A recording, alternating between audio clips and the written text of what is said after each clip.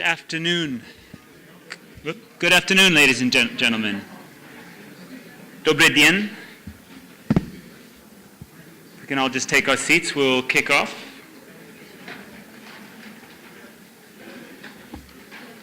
I hope you all enjoyed your lunch with the duck breast, beef medallion, ice cream, and cake. We can show you how committed we are at Automotive Logistics to helping the Russian logistics market grow. If not your market, then at least your waistline can expand a bit. But I think if we all work together, we can get some economic growth as well. My name's Christopher Ludwig. I'm the editor of Automotive Logistics and Finished Vehicle Logistics magazine, which hopefully you're all familiar with, and you receive our weekly newsletters, as Louis mentioned this morning, in English and also available in Russian. So if you have any story ideas, those things you'd like to see covered, please do at any point feel free to email me or call me up or in fact obviously grab me at this conference as well. That goes as well for the gentleman in the front row here, Marcus Williams, who's primarily responsible for our online news. Just a couple of housekeeping notes before we kick off into the session. I think all of our presentations are going to be in Russian this session, so I would suggest that you get translation headsets if you need them now. Our last session is after the last session this afternoon, we'll be going directly to the gala dinner venue. I believe it's about a 20-25-minute drive. We want to avoid the traffic, so we will go directly from this session outside. There will be coaches. So after the next coffee break, I would advise you to come to the afternoon session ready to leave afterwards. So just a kind of brief word of warning on that. Okay. This afternoon, we're going to be discussing vehicle logistics in Russia and the challenges importing to Russia, distributing within Russia, and obviously all around Russia. I think a lot of what we heard already this morning sets us up nicely for this discussion. A lot of it was quite relevant. We heard, for example, in the morning about some customs changes which hopefully might make life easier and a bit cheaper for some importers and logistics providers, including those moving vehicles. We heard about, from RGD, we've heard about some ambitions for the railways and the potential for more market share, more vehicles getting moved on rail. Also in the opening sessions, we heard about some challenges, obviously, as well, which we all know all too well. One of them that Alexander Rogan pointed out I thought was interesting about an OEM who's invested in 100 trucks and trailers, which kind of perhaps implies that there's some gaps in the market for capacity or areas where maybe logistics providers aren't always providing the service that OEMs want. But last session, I think we also had some quite positive views, the opportunities in the regions and in the Far East, And again, obviously the challenges there too, the low density market, it's very difficult to make money. The fleets are aging, but there was some ambitious calls for change, for working together better, and not least also for Mitsubishi, who really, very openly called for solutions and for offers from all of you out there. So a lot of stuff to kind of consider in outbound logistics as we kick off in this session. We've got a really interesting panel put together for you this afternoon. A good mix of some manufacturers and logistics providers. We'll have 3 presentations and obviously also a fourth panelist as well for what we hope will be a lively Q&A. I'll just introduce the panel. Starting at my left is Alexei Kokoktin, Manager of Logistics Vehicles for Toyota here in Russia. We're also joined by Dmitry Tikhomarov, Managing Partner of Auto Group. I will have a presentation from Artem Bakrak, business developer at Auto Techno Import. And joining us on the panel, without a presentation, but we'll also make some remarks, is Sergey Levshin, the outbound logistics manager for Nissan Russia. So again, balanced views here from OEMs and logistics providers. So I'm going to pass it on now to Alexei, and we'll hear from him first. So thank you.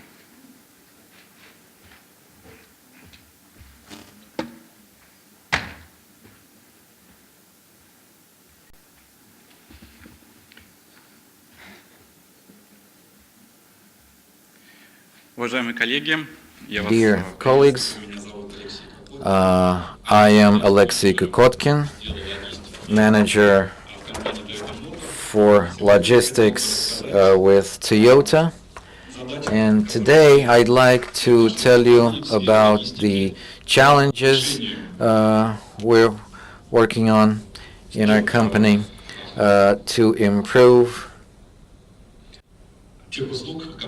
the range of services provided to us by our logistics partners.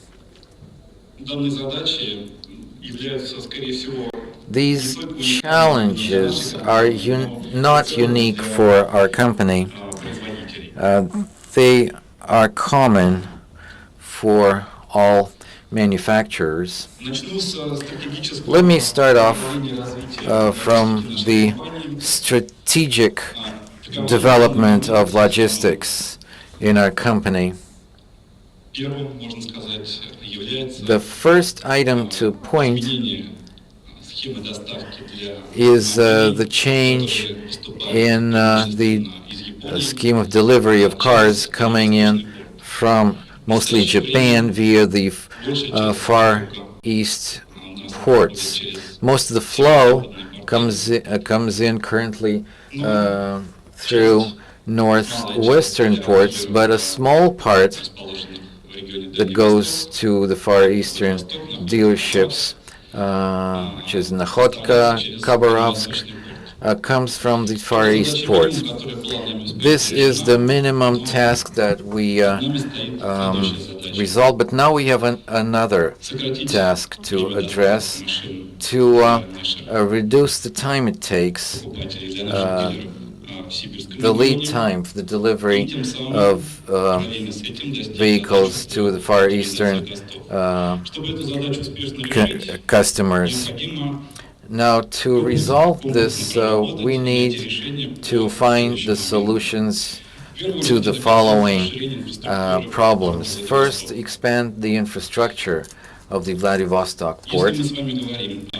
Speaking about a dramatic expansion of volumes, the numbers articulated today in terms of the acquisition power in Siberia and the Far East. Now, for the flow to go further through the Far East, we need to increase the capacity of the ports, their processing and storage capacity. At the same time, we need to optimize tariffs charged for the storage of car for warehousing. And this depends not only on port solutions, but on sea freights, on the sea freight. Another point is connecting to the railroad. Our calculations have shown that this can be promising if rail transport is used, because trucks alone will not enable us to reach any significant economic effect. The offer available on the market does not enable us to achieve that, so we need to optimize logistics costs related to rail transportation. One of the tools to improve the efficiency is the use of rail cars with greater capacity, because most done is with a rail cars with a factor of 8, load factor of 8. Now, there are rail cars that can carry up to 10 cars, and besides, they can carry SUVs, which are higher, and they can carry more SUVs.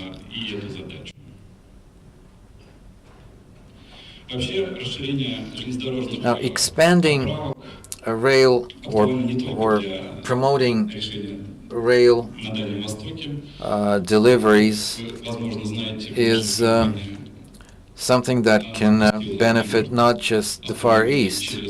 Imports are now coming through the Black Sea, the south ports of Russia, and to optimize costs,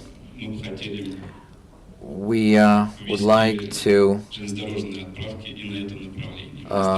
develop rail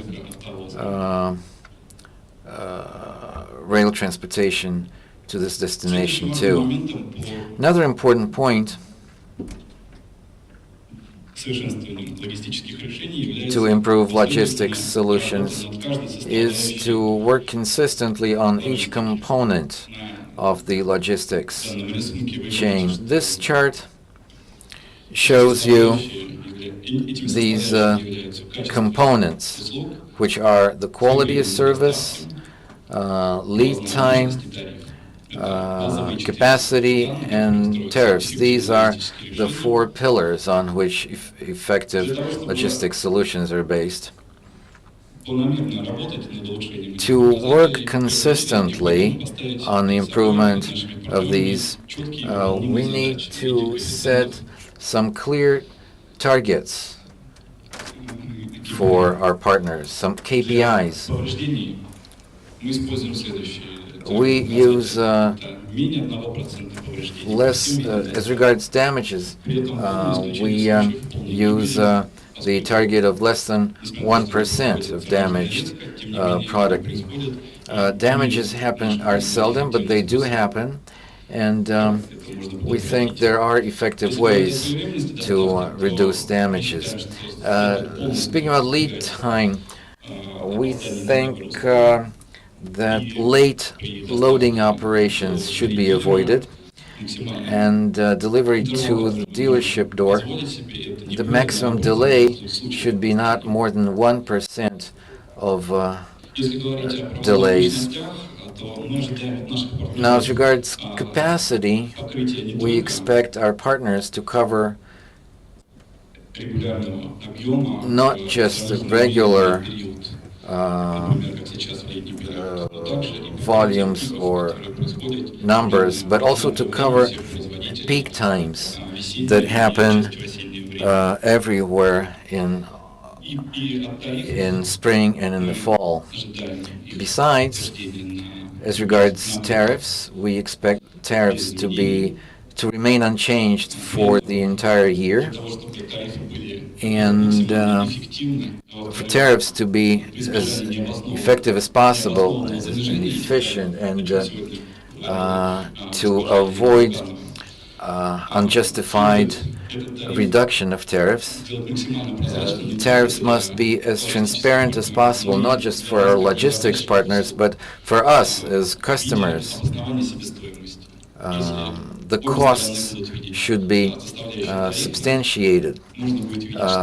If customers can see the components of the tariffs, they will understand that everything, depreciation, costs, quality, fleet, everything's included, then we'll be able to work closely together for the long term. Another point that Elena touched earlier today is the optimization of backhand loads. And we can offer some backhand hauls from Novorossiysk, for instance, northwest, and to some cities in Siberia and the Urals. About half of your load will be full, and we expect costs to be optimized that way. As an example, let me give you some statistics. For instance, lead time is shown on this diagram. This is last year and beginning of this year. The top chart shows the trucking situation, and the bottom is rail transportation. As you can see, most issues are around rail transportation. However, I should note some improvements against spring of last year. These peaks around September, October that are highlighted in red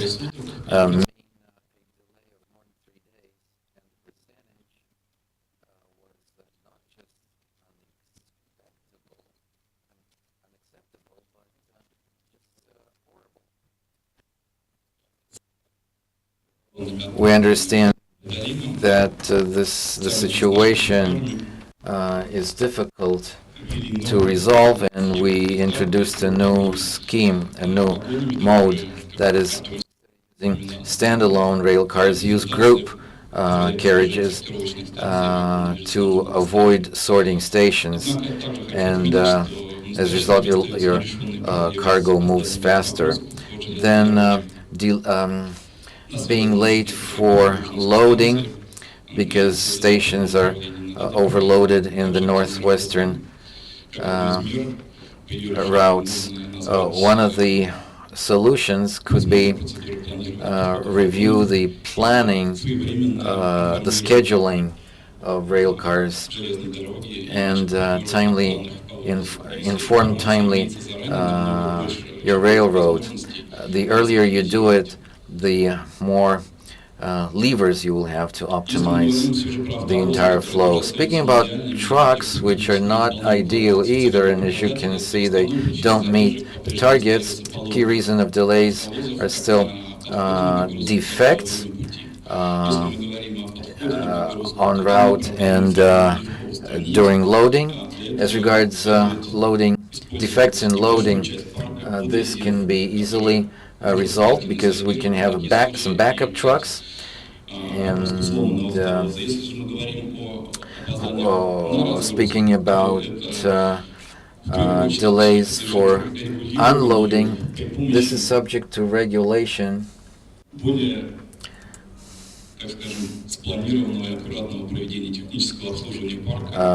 Or for better planned and scheduled maintenance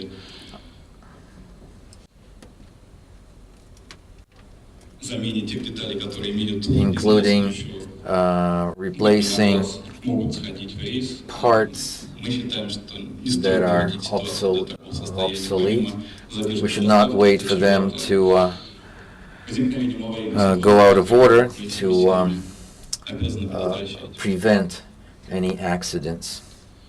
Let me illustrate the situation around quality.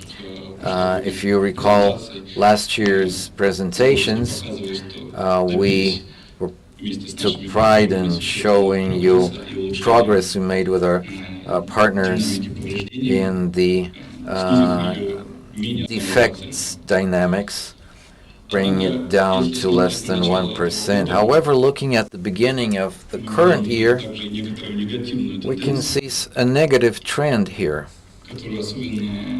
which was particularly dramatic in the beginning of last spring in both trucking and rail. Oh well, the total numbers don't tell us much. You have to delve deeper to understand the reasons, and this analysis should begin, in our view, from separating the factors influencing each case. We usually use the following separation: human factor, the external environment, that is road conditions, the state of your machinery. These are the key ones, but then we could also consider say, vandalism, particularly on railroads, where sometimes they even use pneumatic rifles shooting, and then it's difficult to get insured against third parties when there's another vehicle running into your rail car from behind. There are other risks as well that we discussed in detail with our partners at the quality seminar. The human factor and the technology factor are the things that our partners can impact. This could include work with the fleet itself and with the drivers, provide training, motivation for the drivers, incentives so they are interested to work better, which should be reflected in their compensation, and non-financial incentives as well. One such tool can be introduce grading for the drivers. Drivers can be assigned different grades. Higher grade drivers can get a higher compensation,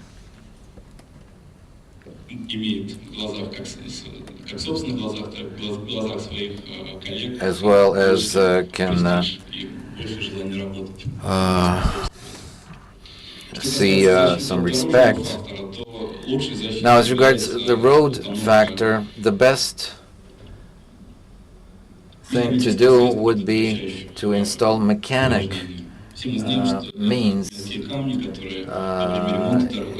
There's small stones left after construction operations, road construction, and our practice has shown that installing special screens and tents on your trucks reduces this risk dramatically. The only issue is that can our partners afford to install that on their trucks? However, this should be resolved positively, and we will then get back again to the proposal of a balanced tariff, not an underestimated, but a balanced, justified tariff that enables you to invest in your fleet. One of the tools helping you to work to improve quality is the well-proven experience of meetings with of logistics partners, where you can share experiences, present the results of your analysis over a certain period, discuss the factors that impact, discuss steps that can be made to improve and to overcome. Let me share the experience of a meeting where we formulated the following points for a future action plan. Optimize and standardize the loading process for each type of loading. The models represent standard lots. Now, if you take one simple loading model for Sim Camry, this can be standardized because the vehicle always occupies the same location on your truck, and in the process of the delivery, when carried, there's a risk of damage to the car. You should either place the car differently or fix it, have an additional fixing element, and this will help you not just improve quality, but optimize the time it takes to load the vehicle. Next, you need to standardize safety control and access of drivers on the part of the logistics partners. Training of drivers should be standardized as well.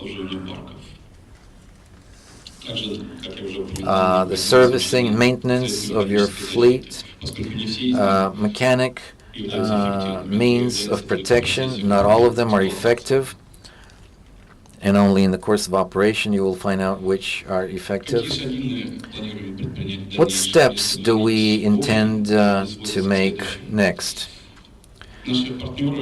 Summarizing, these include motivating our partners for quality indicators to be, instead of ticking a box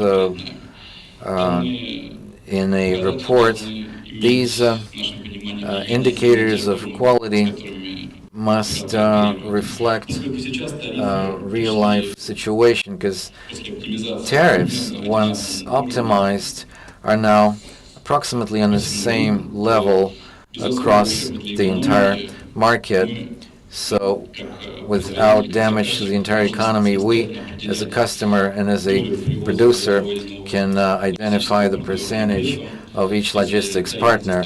But then if the tariff component is the same for all, then the first one will be quality. The quality and due time of delivery. Certainly will prefer to use the partner who for a certain period of time achieves our target parameters or very close to them. The program in terms of improving the due delivery times also means the creation of a very reliable system that may help forecast the time of delivery to the dealership. There's nothing new if in the fact that to a great extent the satisfaction of the customer depends on whether he or she receives the vehicle in due time. The worst case here is when the vehicle is delayed while the previous communication did not reflect that. The dealership or the company did not notify the customer that the vehicle would be delayed. We have to be able to forecast the delivery time, and this may be achieved only if we cooperate together and standardize the lead times and the deliveries. Next step that may be taken after the standardization of delivery time is the introduction of more precise planning for the auto carriers arrival. As of now, it is 24 hours for our company, but not always this framework is enough. We can increase the effectiveness of logistics operation if we can improve the situation and predict the arrival of the auto carrier not for the 24 hours period, but for a shorter period of time. Today we've heard an idea about the low tariffs that are very close to the ceiling line. Whether it is so or not is not clear. A more detailed analysis is required, but still there are mechanisms on how to optimize them further. I've already mentioned the loaded backhauls, both in the south direction, but also in perspective in the far east direction. But there is one other way how to optimize the costs, namely the use of the rolling stock that or carriers that would allow us to transport more vehicles compared to what we're used to. The producers of the carriers improve their products as well, and as of recently, both we and our partners have received some of the examples of such carriers that can increase the loading coefficient by 1 or even 2 vehicles. You can see as an example on this slide the models called Blizzard and railroad car 11, 12, 1. But these are only examples. Similar models are being proposed by other manufacturers of both auto carriers and railroad cars. If we have a task together with our partners to achieve higher efficiency, we have to pay attention to the updating of our fleets by replacing the outdated equipment with the more modern ones. Provided that we have such equipment, such carriers in our fleet, we have to reconsider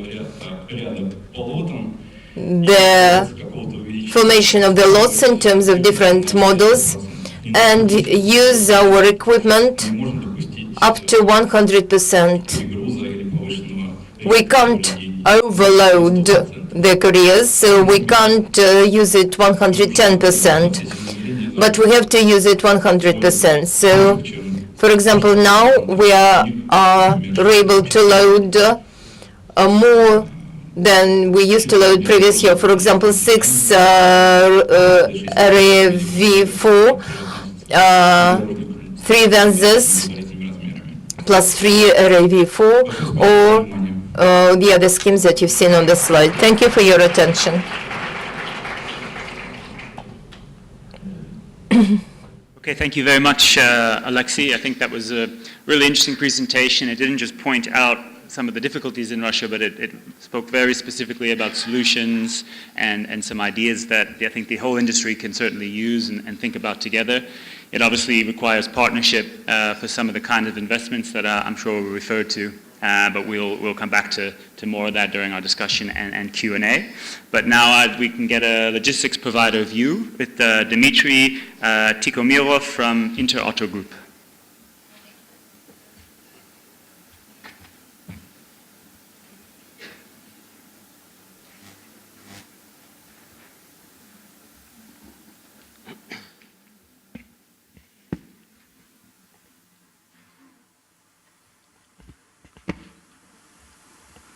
Уважаемые дамы и господа, Ladies and gentlemen, it is extremely pleasant for me to welcome you at this conference. It's a very convenient way to meet each other and discuss not only the painful issues but also the current issues. There are many familiar faces in this room. The Inter Auto Group company has been cooperating with you for no less than 14 years, and I know my wife, just to mention, for a shorter period of time, as is used in any family. We discuss both successes and challenges. The same with you. I want to discuss the situation on the Russian market with you. Any transportation company in Russia is under the pressure of various external factors. the increased inflation growth. For the last year, the currency rates grew by 15%.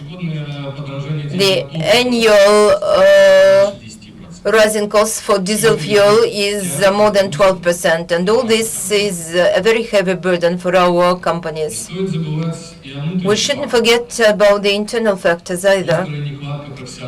We really lack professional drivers for auto careers. It is such an acute shortage that our company has organized special courses, training courses for the drivers, because there are no drivers around, nowhere where they are being trained or educated. There is a trend in terms of reduction of the transport capacities, and the number of players also goes down.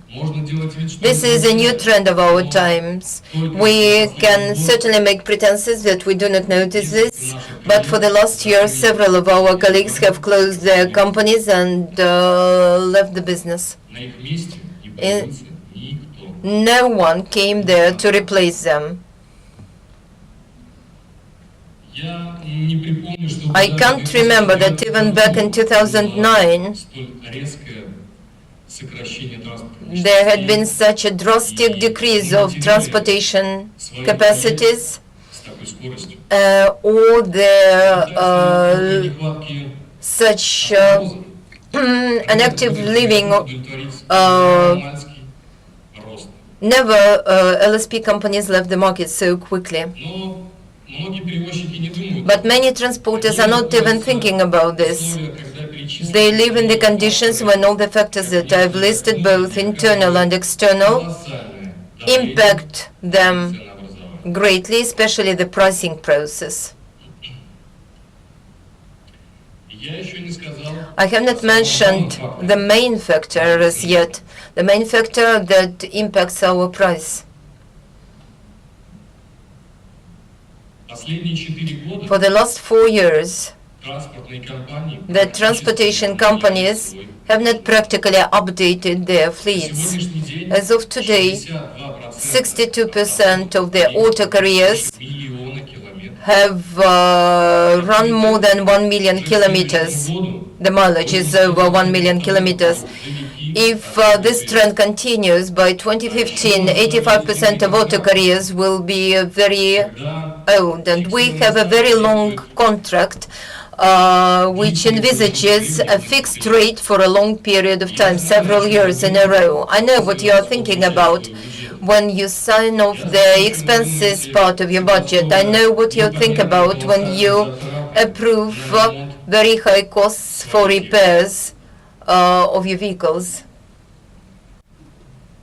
In the conditions of high cost of spare parts, increasing costs of auto service, and fixed rates for the course of the contract time term, how do we manage to repair the outdated fleet? Try to reduce costs and not let down your partners. We have a very difficult situation, and this difficult situation is being resolved at the expense of the customer. You are right. A chronic violation of the delivery times, catastrophic decrease of the quality of the cargo transported. That's the price of the economy policy and dumping by the transporters. But you, my colleagues, transportation companies, probably pacify yourselves that everything has its own price, and let the customer resolve for him or herself how to pay this price, either directly or indirectly via losses and not very good quality service. And while the customer is thinking whether to do it now or later, the Russian transportation industry is really deadlocked and at a loss, trying to answer the question how to survive. how to find new benefits for its customers. I can share only my own experience with you. For the last 2 years, Interauto Group has updated 70% of its fleet. We take active part in the programs of trusted management of the fleet of our customers. We have received an ISO quality certificate, and many of you found it funny that we were, my company, were trying to improve the business processes in reality, not just paying for the certificate. But these improved business processes really bring the improvements to us. They allow us to go without costs, without extra costs, and save money. Another result that we achieved is a reward which I'm much proud of. We received this reward last year in the nomination the Best Transporter of 2013, and the reward was given to us by Glovis. We have organized unique courses for the training of the personnel. We have a special group of trainers who control and correct the skills and novices acquire in the course of this training. Our policy in the sphere of HR management is really workable, and the proof for this is that we have enough drivers in our company. The situation in the Russian market of auto transportation is far from normal. All the participants understand this, all the players. We all understand also that the situation is going to change. There's always ups and downs. And you, being the executives and top managers of the transportation companies, you have to define where you want to meet this next up.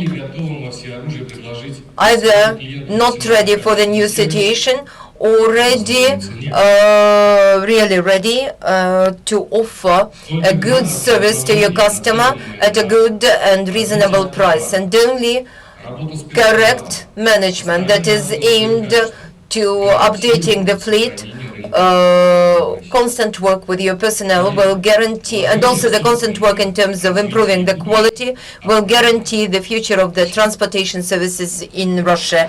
We have to invest into our future. Thank you.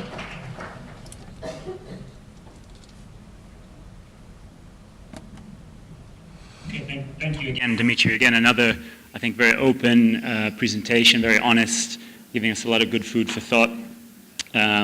I certainly sympathize with Dmitry when he points out that he's probably known some of you longer than his wife. I probably see some of you more than I see my family. So with all the work and travel that's necessary, so we're all in it together in that way.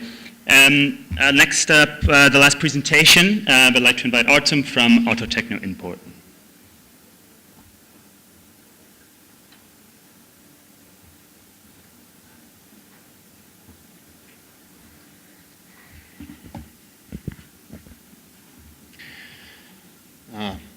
Добрый день, коллеги. Good afternoon, dear colleagues. My name is Artem Bakrach. I represent Auto Techno Import company, and I'm responsible for IT projects in the company. The project I'm going to tell you about today is called CarX. This is an abbreviation that stands for Car Exchange. Some of you already take part in it, and I hope that in the near future, the number of the companies that take part in this project will grow.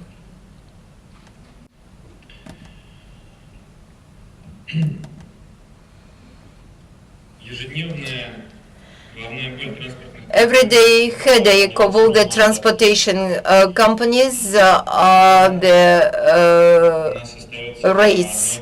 When we have 1-2 cars in various cities, and there's no opportunity to compile a full lot out of these cars. Then the employees of various transportation companies start coming in touch with each other with various means of communication, be it mail, phone, Skype, or ICQ, trying to find the remaining cargo or any other possibility for forwarding the remaining cargo in order to fulfill the lead times. Thus, the problem of communication between transportation companies is very acute because the number of the communication channels used between the companies is really very big, and the companies use the resources not efficiently in order to secure information exchange.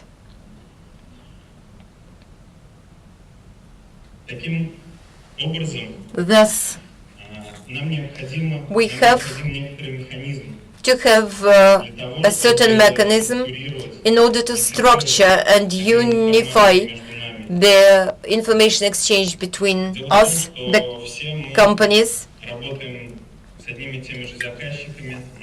We're all working with the same customers at the same territory and implement the same business processes.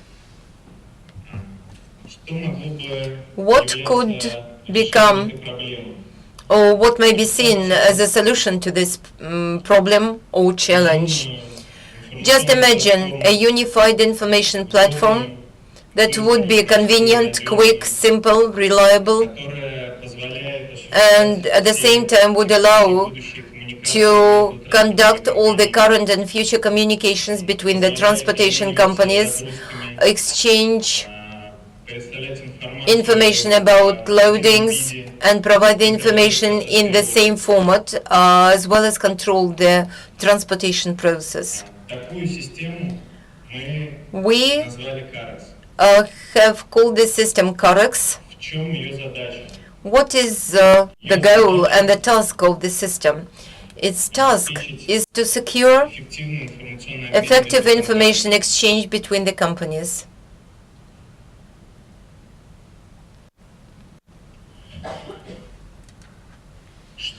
What is this system CAREX all about? CAREX is a professional social network. The participants of this network are LSPs. Between them,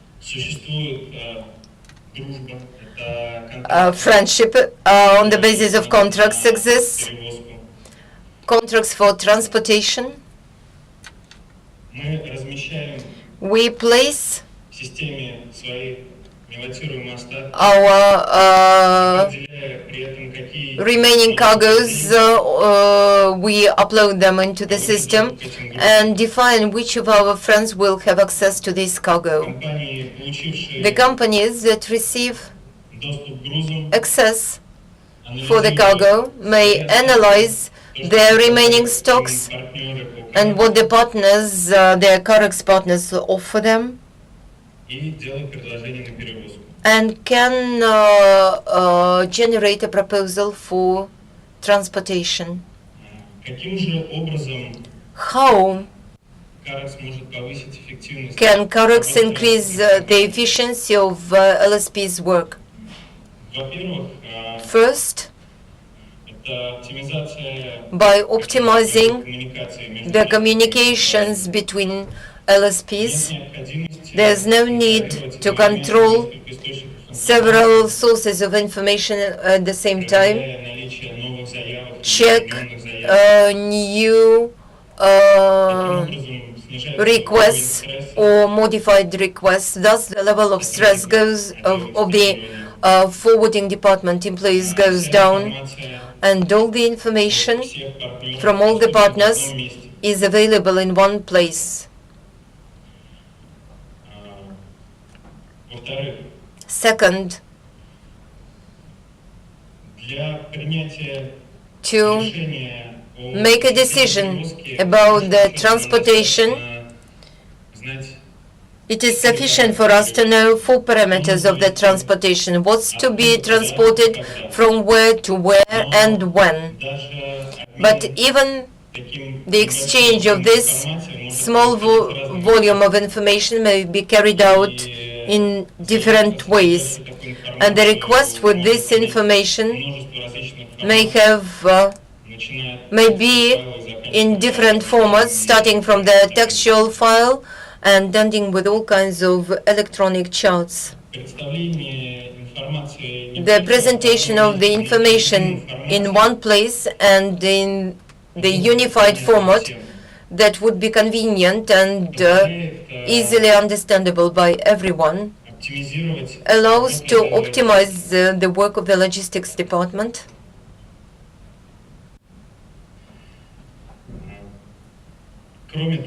Besides, this information is reflected on a card. You don't have to remember all the names of the cities and dealerships. Suffices to look at the card,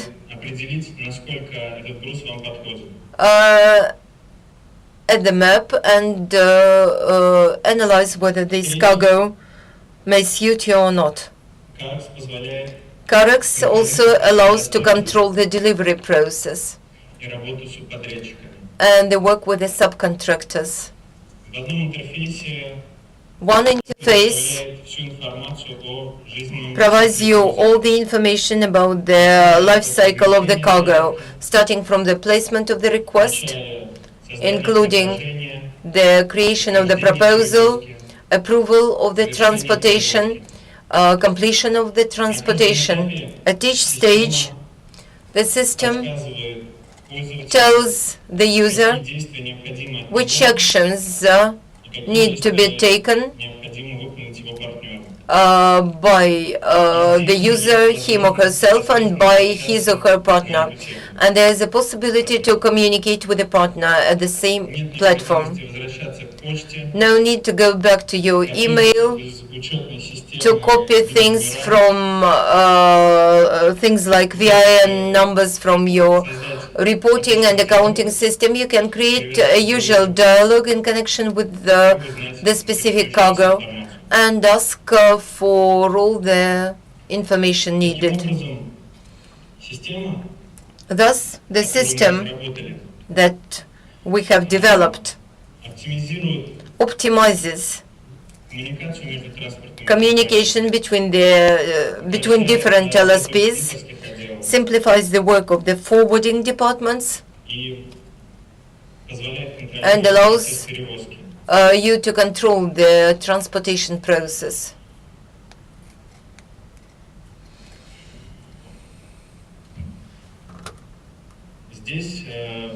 This slide shows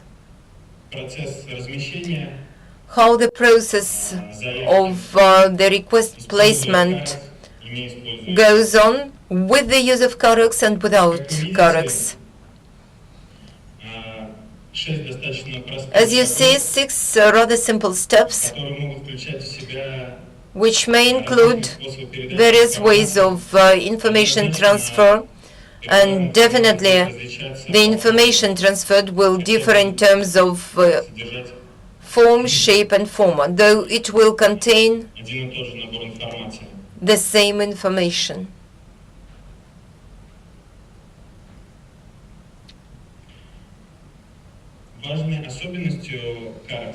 An important peculiarity of CarX is that it doesn't contain any information on rates. CarX is not a stock exchange. The relationships between the partners are based on the contracts signed.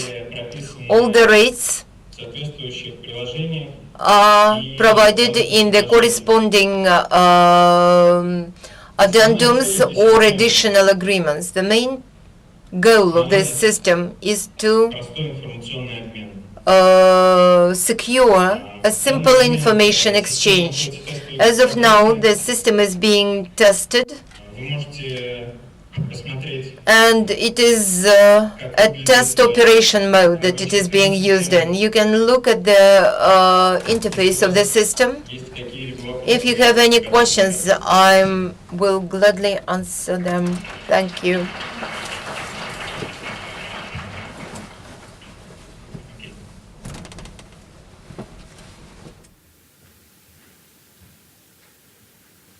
Okay, thank you very much, Artem. Again, another interesting solution there. We will allow you to ask any questions you might have, but before we do, I do want to give Sergey Levshin the opportunity to make his comments and observations on the challenges that we're seeing for vehicle logistics in Russia. Yeah, so good afternoon, everybody. So just wanted to touch a few comments.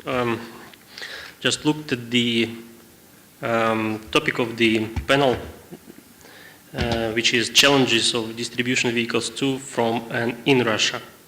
So, and I just prepared a few words about this, so if I may, yeah.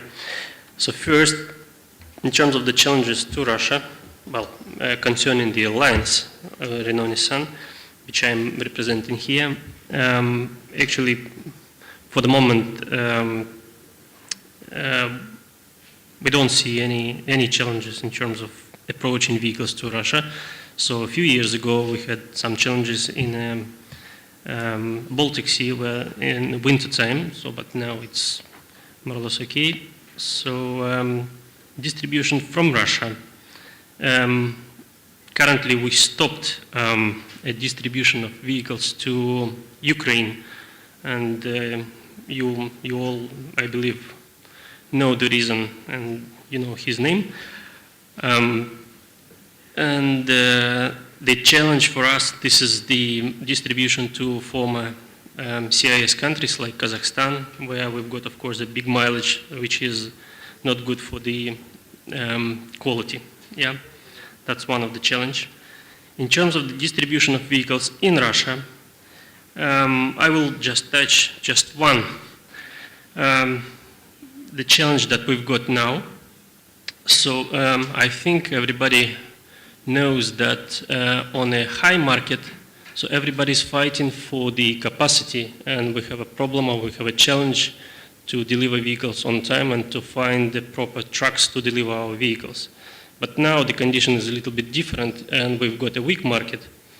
And on this weak market, we have a challenge of sales seasonality inside the month and inside the other period of time, like quarter or half a year or a year, which is related to the business planning for each OEM. So that's one of the challenges that we are working on, yeah, together with our logistics providers. And for them, I believe this is also a kind of a challenge, yeah, because on this type of market, they should manage, let's say, properly their fixed cost, yeah, especially when the beginning of the month, the volume is not at the level as they would like to be. Yeah, at the same time, at the end of the month or at the end of some period where we have a peak volume, so also it's difficult to manage this volume without attracting some subcontractors, yeah, and utilize their own fleet at the optimum level. So that's the point I wanted to touch. And also, yeah, looking at the further development of the market, so the growth now is happening in regions, so which is also kind of a challenge, and the challenge is that the volume is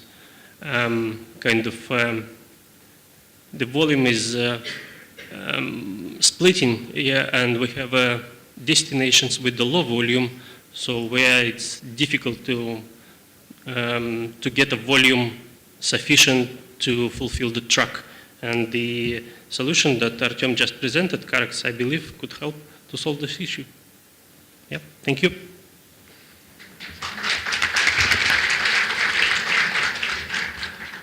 Thank you very much for those observations, Sergey. We now have a good 15, 20 minutes to have the Q&A. So of course I invite anyone from the audience who'd like to make a comment or question, obviously again in either English or Russian. Those of you watching from other countries or elsewhere in Russia can post it on the live stream, or if you're shy in the audience, you can post it there too, and I'll feed it to the panel. So any questions first from the audience? Okay, I'll start off. Dmitry, I think you made I thought, quite fascinating observation that the capacity situation, or let's say the exit of trucks and players from the market, is even worse than in 2009, when we know the market literally dropped in half. So first of all, what do you think is the really overriding reason for that result? Okay, we know the market's dropping, but that sounds very, very aggressive fall. Is it the minus 14 margins we heard about, for example? And what do you think is the next result? Is a company like yours going to have to buy up some of that capacity and consolidate the industry, or any other solutions that you see as coming? Спасибо за вопрос. For your question, which is a very interesting one. Why are we losing our colleagues so fast? There's more than one reason. The market stagnation is dragging on and on. It didn't start this year. It has been there for a couple of years already, and there's no financial backup available with small or medium-sized companies. So when the market drop continued, and this year brought about a significant reduction in the rates, there has been a significant struggle among some players, and market rates eventually dropped to an unacceptably low level. As a result, mid-size and smaller carriers have made a justified solution, in my view, and that is withdraw and wait. Wait for a better point in time. The second part of your question was about what are we going to do? Well, we are working to improve our own quality. We are working to upgrade our own fleet. We focus on offering quality service to our customers. I will probably disappoint you in that we are not going to acquire any freed capacity of companies that left the market. We're not interested in that because the equipment is obsolete, it's worn and torn, and while we are not interested to operate old technology which is costly, maintenance is much more expensive, the load factor is significantly less. So generally, the only upside is the price for that equipment, but affordable price is totally covered by the deficiencies I noted. There are, again, very interesting topic for me. Do any of the car makers on the stage want to comment on the capacity situation with providers? What does it mean for your business? Are you struggling to get the quality capacity, and what do you hope will change?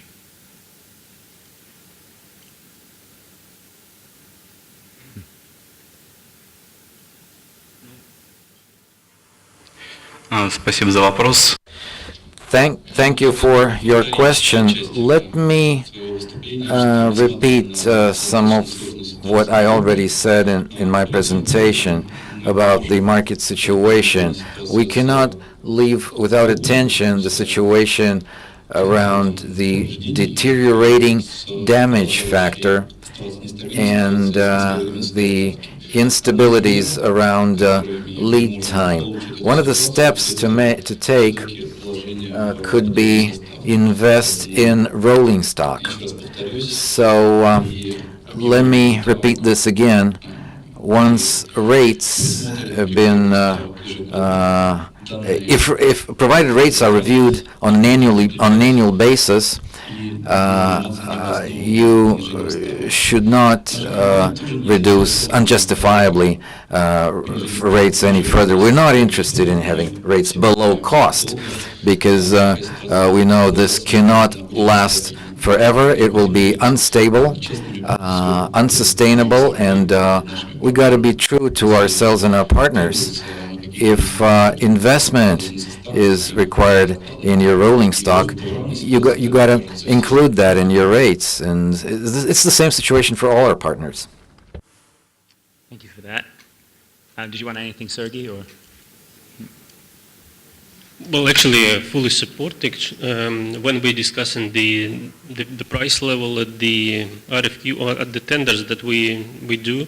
So we always asking the providers to explain the cost breakdown, and of course we also don't push them to go below the profitable, let's say, line here. So, and if we see extremely low price, of course we understand that there's something wrong with that, or we asking to explain, so why you proposing that type of price, what's inside, do you have any reserve or any opportunity to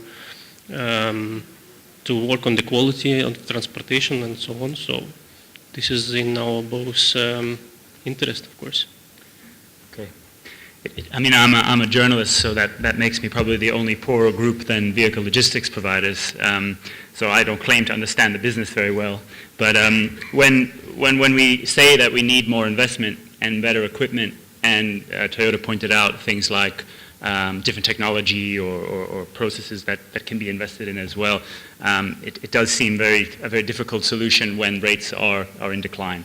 And I understand we don't want to push people into necessarily out of business in negative territory, but it seems to me that if there's not some reaching of middle ground, then I don't know that there's a solution otherwise. So just my observation.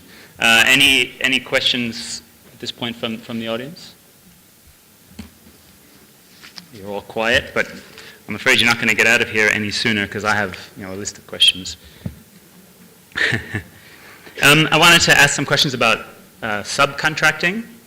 First of all, perhaps for Toyota, and because you were raising all the KPIs and you track them so carefully, how much subcontracting do you see amongst your carriers? Is it increasing, decreasing, and is there any difference in the quality of KPIs that you see amongst your subcontractors compared to the direct provider?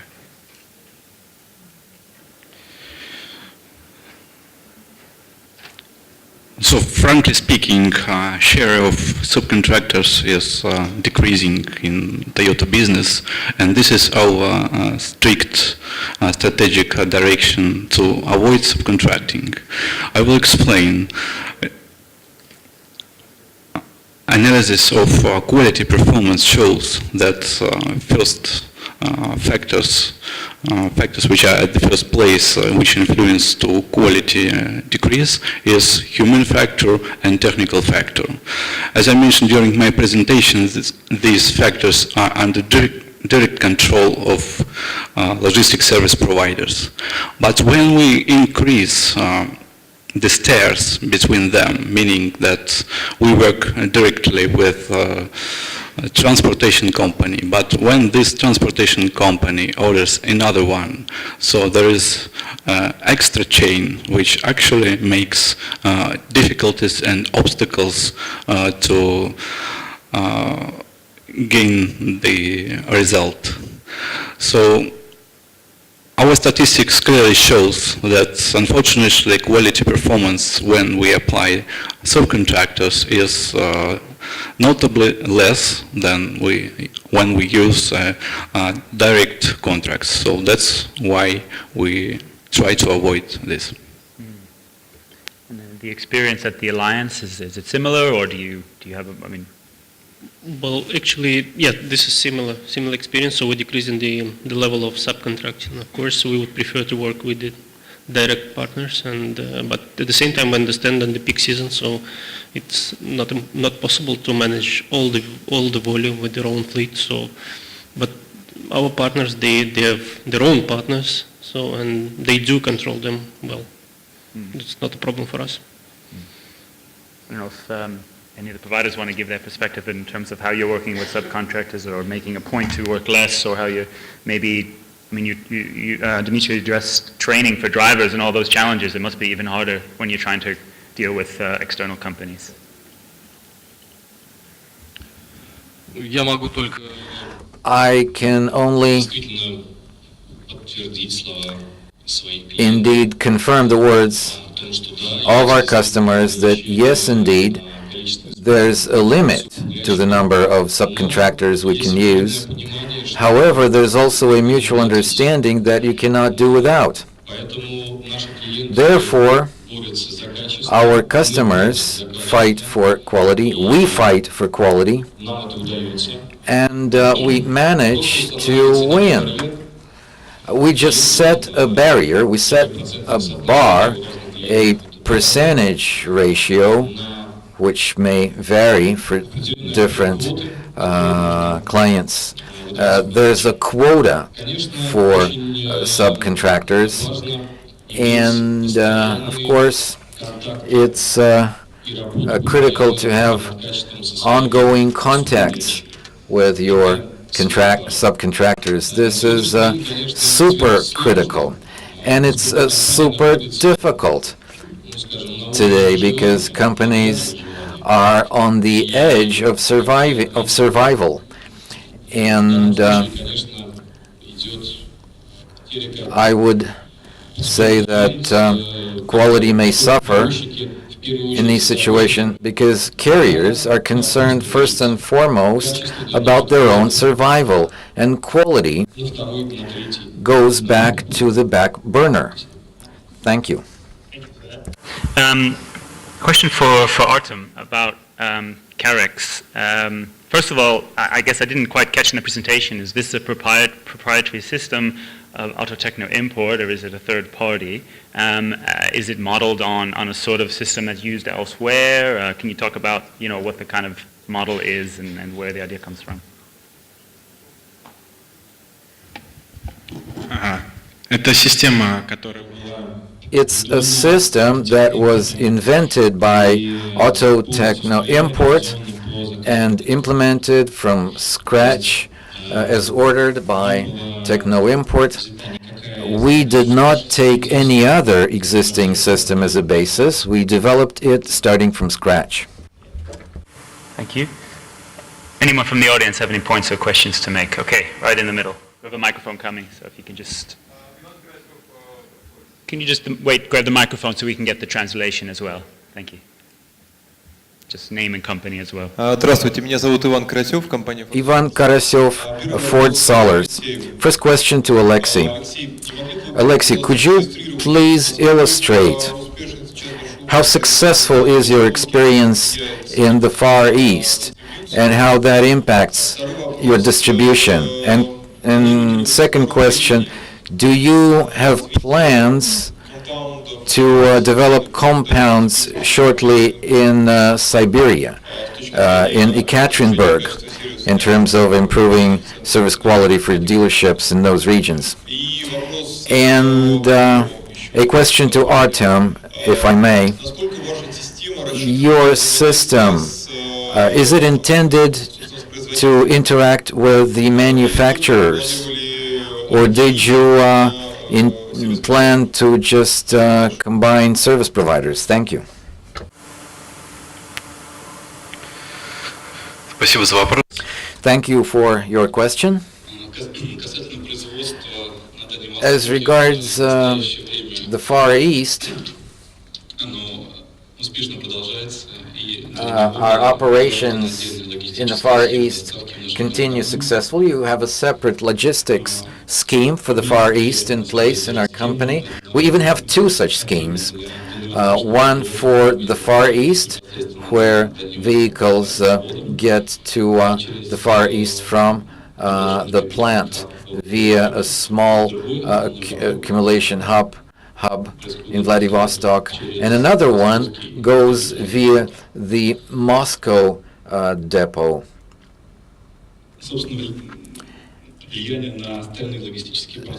Impact on other logistics processes is virtually inexistent. It's very specific. It's a feature of this specific region. Just one point about the Far East. This flow was successfully integrated with the flow of imported vehicles in the Far East, and deliveries to the dealers is in the mixes. По поводу склада или хаба терминала в... As regards the warehouse or hub or terminal in Novosibirsk, that is something we're considering now because, as I mentioned earlier, to have a strategic expansion of supplies to the Far East, we need to optimize costs. And this optimization will significantly depend on how deliveries can be, the cost of delivery, if it can be brought down.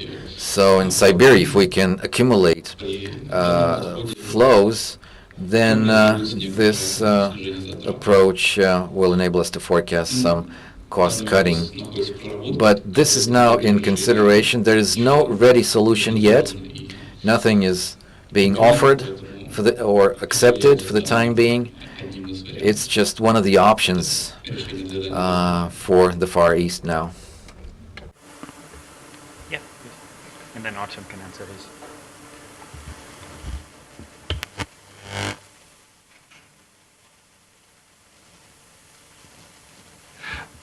Я хочу I would like to ask a question.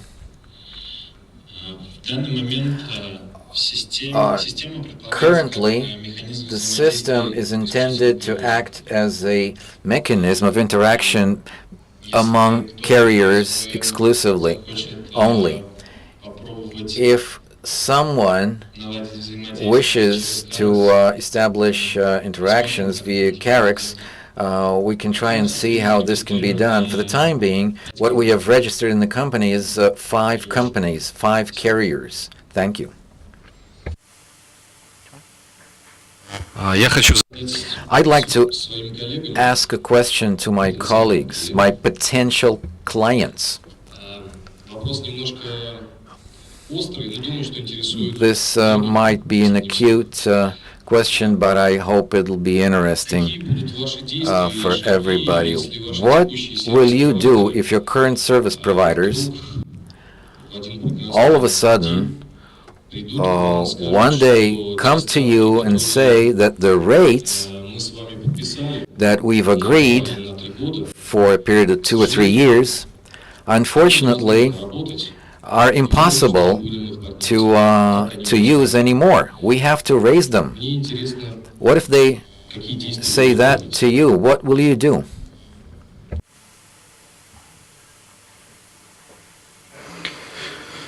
Дмитрий, в первую очередь...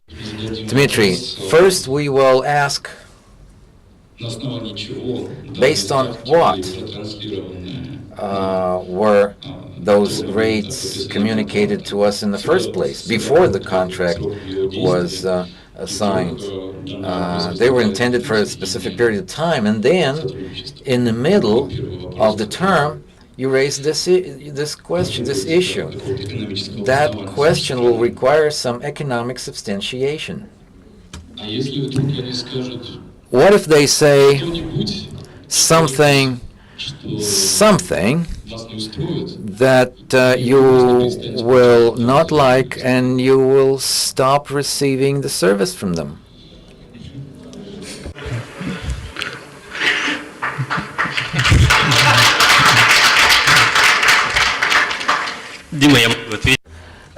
Dmitry, I can answer. The company will lose its business with us. That company will lose its business with us. Дмитрий хотел это тоже прокомментировать. Dmitry, let me comment and thank you for this amusing exercise, but I suggest that we stay in the business groove. Any partner actions, even strictly hypothetical or like that arbitrary, must be based on something. There must be grounds for what they do, and mutual interests must be taken into account. Anything that happens on the market, if it's an objective event, the market cannot but respond. Пока на этом все. That's it. Спасибо. Thank you. Маленькое уточнение. A small point of clarification. Если вы получите What if ответ, you get an answer, some kind of answer? You will get some answer anyway. That's clear, because people always come up with answers. But I'd like to finalize my question that is exactly the reason why I called you potential client. We have no cooperation for the time being, but I am already now buying fleet for future cooperation with you, for potential servicing you. Thank you. That's not in the very far future. Thank you, Dmitry. Thanks for warning me, for your early warning of a price raise. We will remember that. Thank you very much for that. I guess from my side, maybe Dimitri, you can confirm a car maker would never ever in the middle of a contract come to you and tell you that for economic reasons the prices must drop. I'm assuming that could never ever happen either, right? So we'll just leave it. We'll leave it as amusing asides for now. I think we've kind of run a little bit over time. We want to leave time for coffee. Although if there is any final point, we'll allow. Okay, let's go for the last point right in the back, and then we'll break for coffee. So the microphone is being switched back on. Yeah.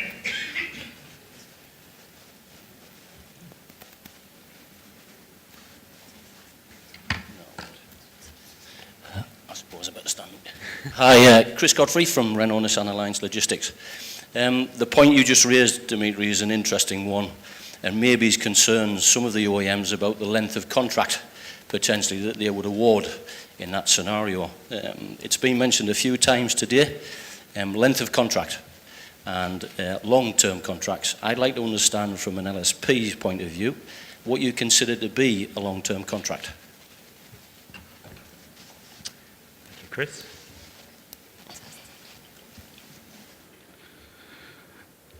So when we speak about long-term contract, currently practice in Toyota businesses, it's 1 year. It's for 1 year with fixed rates, and about volumes we're indicating our plans. Unfortunately, we cannot guarantee them 100%. This is estimation based on market. However, from logistics service provider side, we expect confirmation to cover these volumes with guarantee and to secure capacity for them and secure a rate level at least during this 1 year period. Hello, Chris. Haven't been seeing you for 1 year, I think. So my opinion is that 1 year contract is not long-term contract. The long-term contract starting from 2 years and longer for the Russia, because here, as I says, we have lots of external factors that we feel pressure from these factors, and we actually don't know what will happen tomorrow or 1 month.